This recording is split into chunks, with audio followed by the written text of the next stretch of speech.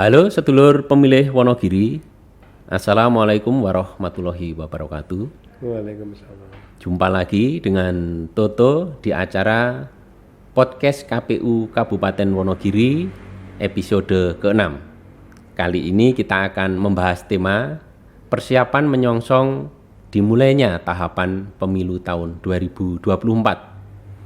Kali ini kita akan menghadirkan seorang narasumber. Beliau adalah Bapak Sulardi Esos MH, Kepala Kesbangpol Kabupaten Wonogiri. Selamat pagi Pak Lardi. Selamat pagi Mas Toto. Ya, apa kabar hari ini? Amin, baik-baik dan sehat. Terima kasih Pak Lardi atas kehadirannya di acara podcast KPU Kabupaten Wonogiri. Monggo Pak Lardi langsung memperkenalkan diri ke para pemilih sedulur Wonogiri. Terima kasih waktu yang diberikan kepada saya, sedulur Wonogiri yang kami hormati dan kami banggakan dan yang kami cintai. Selamat pagi.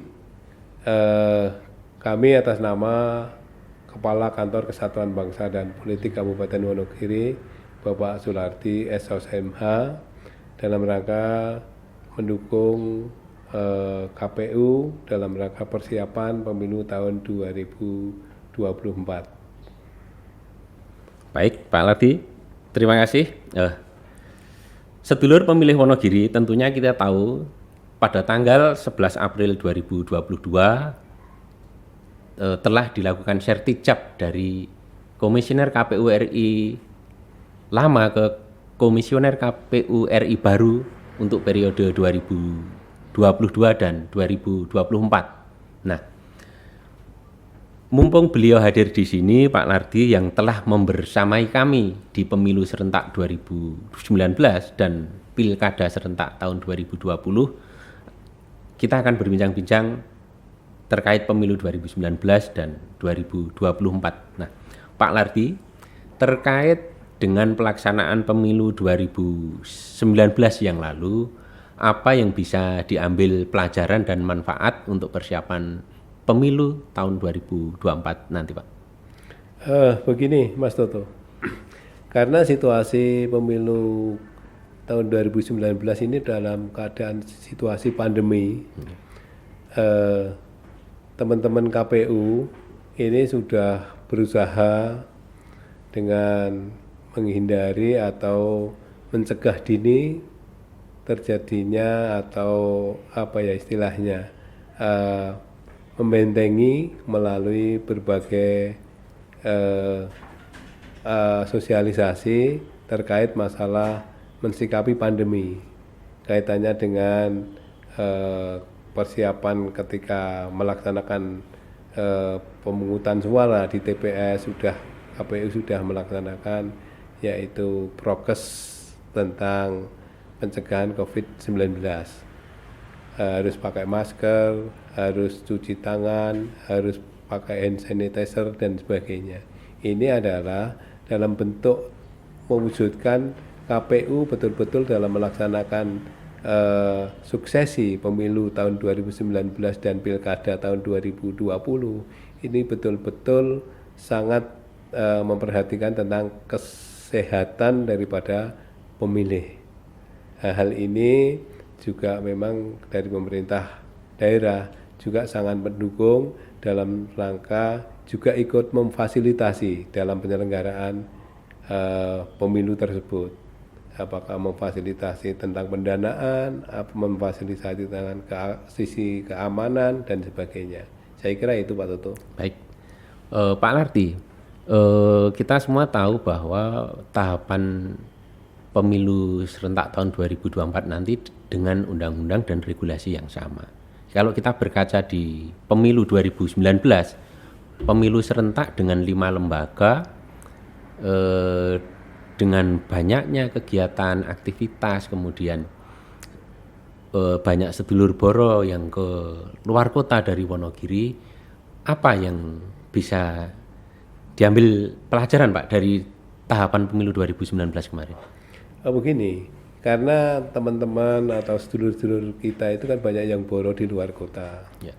dalam hal ini memang kalau secara undang-undang bahwa yang namanya demokrasi ini adalah dari rakyat, oleh rakyat, dan untuk rakyat. Nah, dalam mensikapi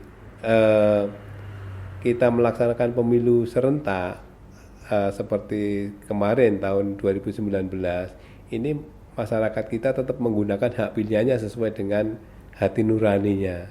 Apabila di teman-teman atau sedulur-sedulur kami yang ada di Boro pengen memberikan suaranya ke tempat lain, harus sesuai dengan administrasi yang diberlakukan oleh KPU, dalam hal mungkin minta surat pindah pencoblosan dan sebagainya, sehingga suara atau hak pilih sedulur-sedulur Boro ini tidak muspro, tetap masih bisa digunakan di tempat yang lain. Ya, Pak Lardi, kemarin 2019 itu tingkat partisipasi pemilih di Wonogiri meningkat sampai hampir 74%, walaupun belum sampai RPJMN sekitar 77%, tapi bagi kami itu prestasi luar biasa. Nah, untuk menuju RPJMN 77%, kira-kira apa yang bisa kita upayakan bersama antara KPU, stakeholder yang ada di Kabupaten Wonogiri? Begini Mas Toto, kita harus sinergisitas harus terjamin, terjaga. Peran pemerintah selaku penyelenggara urusan pemerintahan di daerah, peran Pak KPU sebagai penyelenggara pemilihan umum di daerah juga saling berjalan beriringan, terutama pada sosialisasi kepada sedulur-sedulur kita yang mempunyai hak pilih. Ketika tatkala sosialisasi itu masif dilaksanakan dari tingkat RT sampai di tingkat kecamatan, bahkan tingkat kabupaten, ini kita saling sinergi. Aku yakin untuk pemilu yang menjadi target utamanya nanti akan berhasil, sehingga bentuk koordinasi ini yang perlu kita selalu kita jaga. Saya kira itu Pak Toto. Ya. Tentunya kami dari KPU sangat mengucapkan terima kasih banyak kepada pemerintah daerah beserta Forkompimda. Pemilu 2019 Pilkada 2024 berjalan aman, lancar, damai. Tentunya ini atas sokongan semua dari Forkompimda, para pemilih partai yang mau bareng-bareng gotong royong melaksanakan pemilu ataupun demokrasi di Wonogiri secara sehat dan bermartabat. Pak Lardi, dalam rangka mempersiapkan pemilu serentak tahun 2024, apa yang disampaikan oleh KPU RI, paling cepat Juni sudah dimulai tahapan. Nah, apa yang sudah dilaksanakan oleh khususnya Kesbangpol untuk mempersiapkan tahapan pemilu 2024, khususnya menjelang pendaftaran pemilih calon peserta pemilu? Begini Mas Toto, dalam rangka mendukung suksesi pemilu tahun 2024, di Kesbangpol sudah membuat usulan kepada pemerintah daerah Kabupaten Wonogiri dalam rangka untuk saving tentang tahapan di tahun 2023.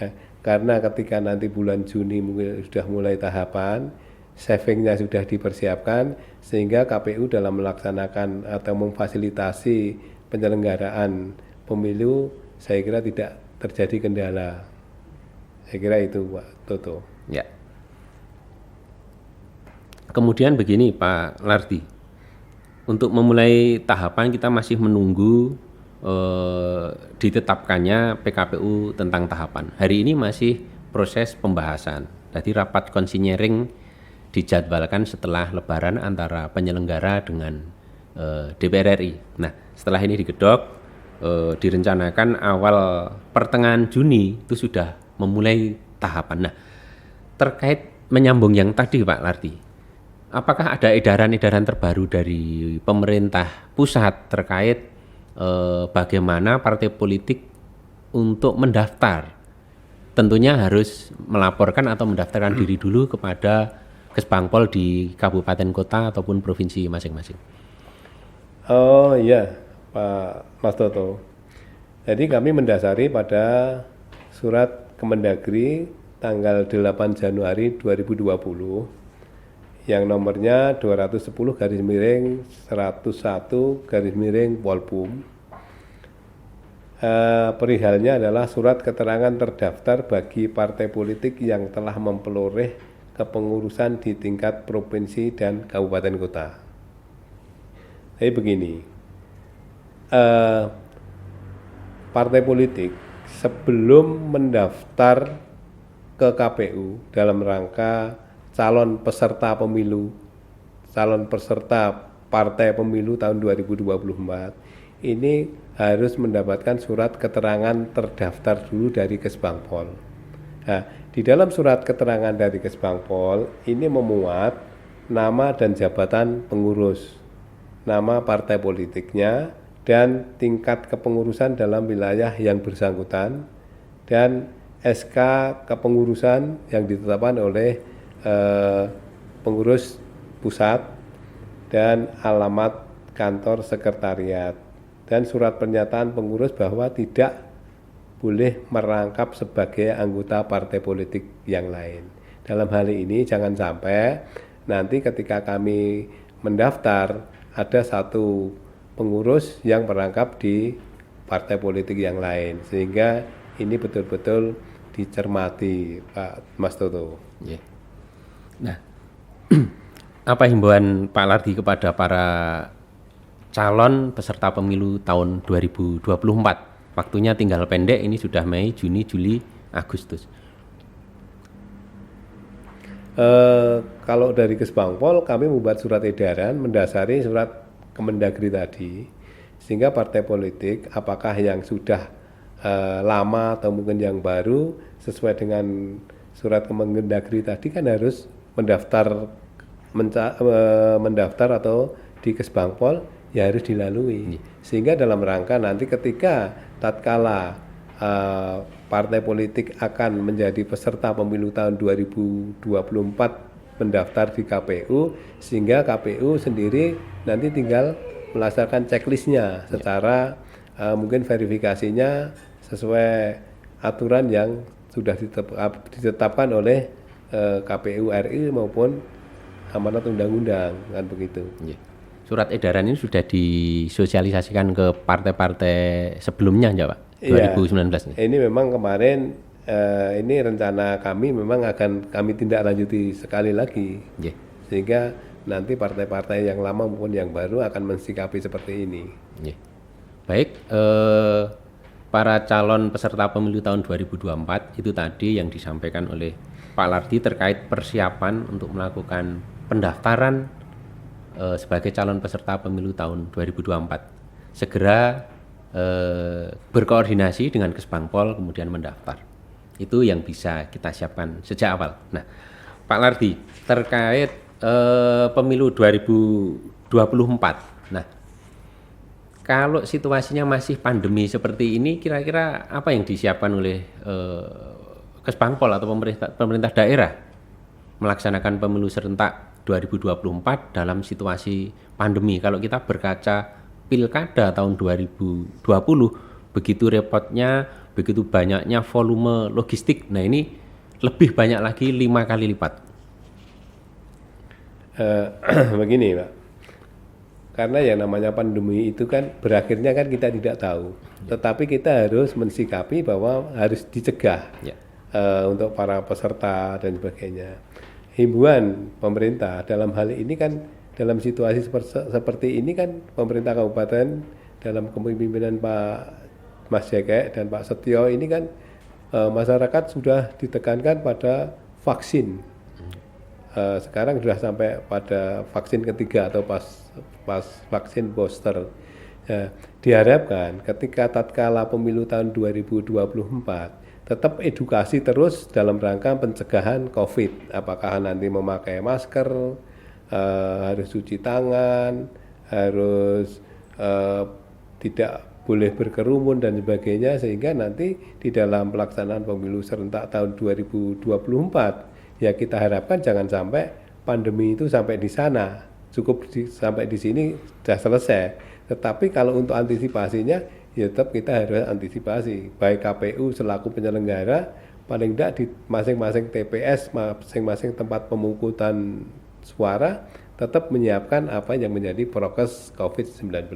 Ya, mudah-mudahan pandemi segera berlalu, Pak Amin, Lardi. amin. Makanya itu. Semua aktivitas bisa kembali Iya. normal atau Ya, kita harapkan new seperti normal. itu kan. Nah, iya, new normal kan begitu. Begini Pak Lardi, setiap pemilu itu selalu kita dapat pertanyaan dari banyak pihak. Berapa tingkat partisipasi? Terus kemudian adakah pemilu ulang? Itu kan selalu menjadi pertanyaan pokok.